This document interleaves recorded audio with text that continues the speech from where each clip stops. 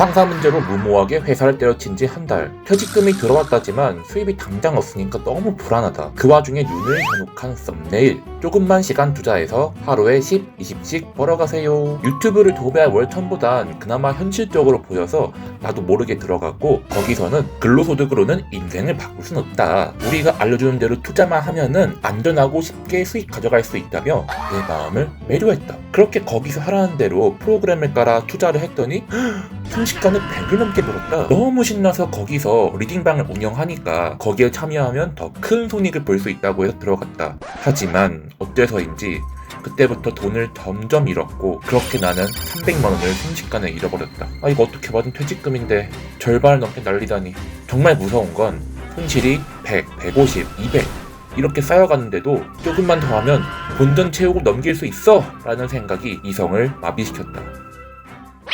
사연에서 드러난 재테크 오답의 원인을 3가지로 정리해 볼 텐데요. 그 전에 사연자께서 알아채지 못한 사기의 징후를 먼저 말씀드릴게요. 사연자께서 알려주신 영상을 다 시청해봤어요. 지금도 버젓이 영상이 존재하고 수익 났다는 댓글이 많이 달려있더라고요. 영상을 요약하면 나스닥에 투자하여 수익을 내주겠다는 거예요. 그걸 가능하게 하는 게 자기네가 개발한 AI 알고리즘이고, 이걸 제시하는 프로그램을 설치하라고 하네요. 게다가 특정 증권사 홈트레이딩 시스템을 같이 띄워놓으라고 하고 있어요. 전문가라면 코웃음을 칠 어설픈 구조인데요. 뭐가 문제였을까요? 첫째, 나스닥이 투자 대상이 아니에요. 나스닥은 우리나라 코스닥처럼 증권거래소 이름이에요. 나스닥 상장 종목들로 구성된 주가 지수가 있고요. 이 지수에 연동된 상품들은 있죠. 나스닥 선물이나 나스닥 ETF, 나스닥 펀드라고 하면 투자 대상이에요. 그런데 이런 게 나오질 않아요. 그냥 나스닥이라고 하고 족보에도 없는 가격이 호가창에 나와요. 가상의 거래 상황을 프로그램 안에 자기가 만든 건데요. 일종의 메타버스 사업을 하고 있네요.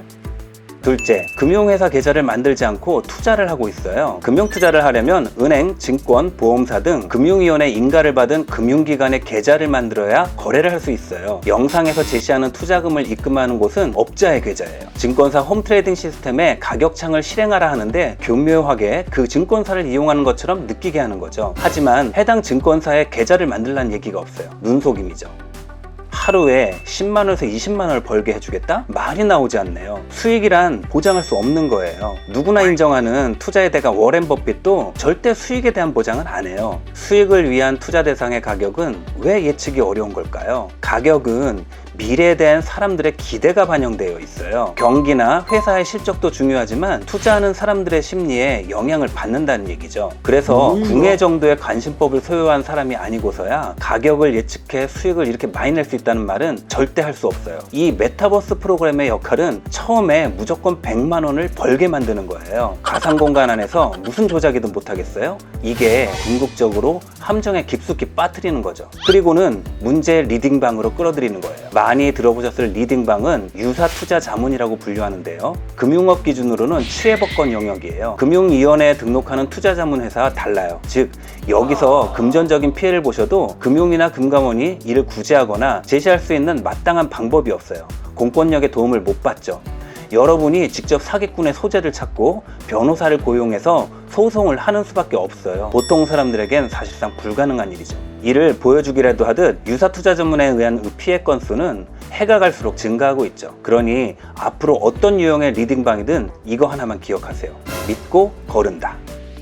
왜 많은 사람이 사연자처럼 사기에 걸려들게 되는 걸까요? 사연자처럼 직접적인 어려움을 겪지 않더라도 투자에 빠져서 어렵게 되는 이유는 같아요.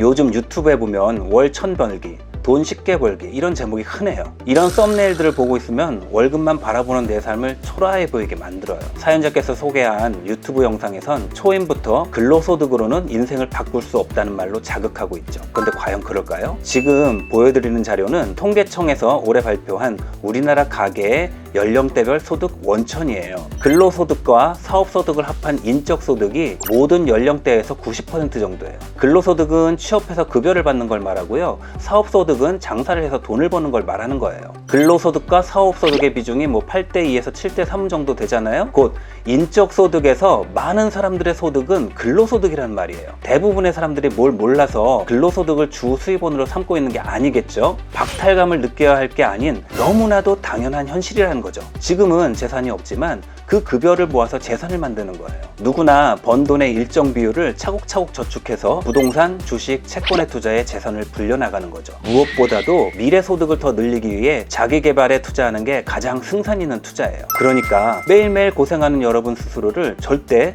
평가절하하지 마세요. 근로소득은 여러분의 미래를 위한 아주 소중한 근본 수입원이에요.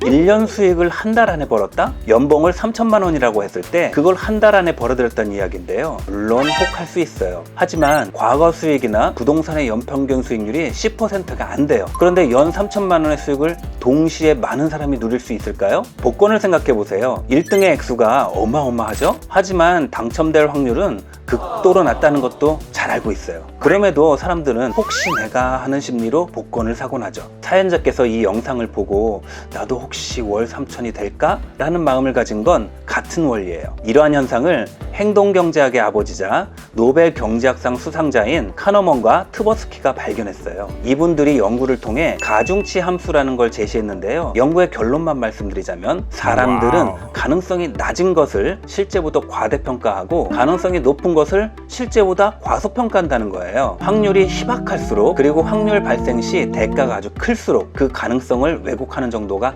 아주 심해져요. 바로 복권 얘기죠. 매우 낮은 확률과 큰 당첨금. 사연자도 어마어마한 수익에 홀려서 그 안에 숨겨진 낮은 가능성을 과대평가하게 된 거죠. 오히려 많은 부자들은 수익의 크기보다는 높은 가능성에 집중하는 경향을 보여요. 사람들이 낮게 평가하는 거에서 거꾸로 기회를 갖게 되는 거예요. 그러니까 앞으로 어마어마한 수익을 앞세워 광고하는 걸 보시면 가중치 함수를 떠올리고 한 발짝 물러서서 냉정하게 생각해 보세요.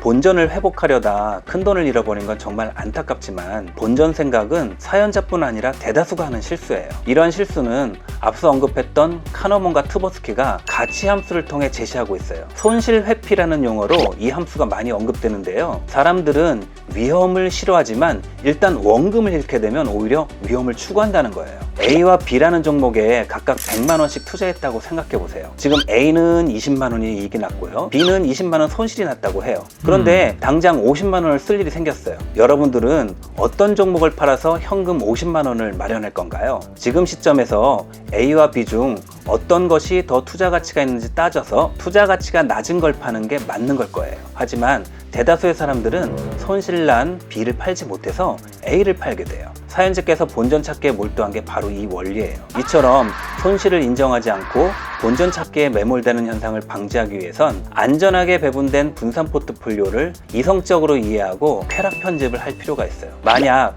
A에서 100만 원을 벌고 B에서 80만 원을 잃었다고 해요. 이럴 땐 B에서 왜 이렇게 손실이 커?가 아니라 20만 원 벌었네 하세요. 혹시 A에서 80만 원을 벌고 B에서 100을 잃어서 포트폴리오 전체로도 손실이 난 경우에도 20만 원 손실이잖아 보다는 B에만 투자했으면 100만 원일 뻔했네 하세요. 이런 식으로 손실에 치우치지 않고 냉정함을 유지해야 큰 실수를 범하지 않게 돼요. 특히 손실을 메꾸려고 빚을 내서 투자하는 건 제발 부탁드려요. 끔찍한 결과를 가져올 수 있어요.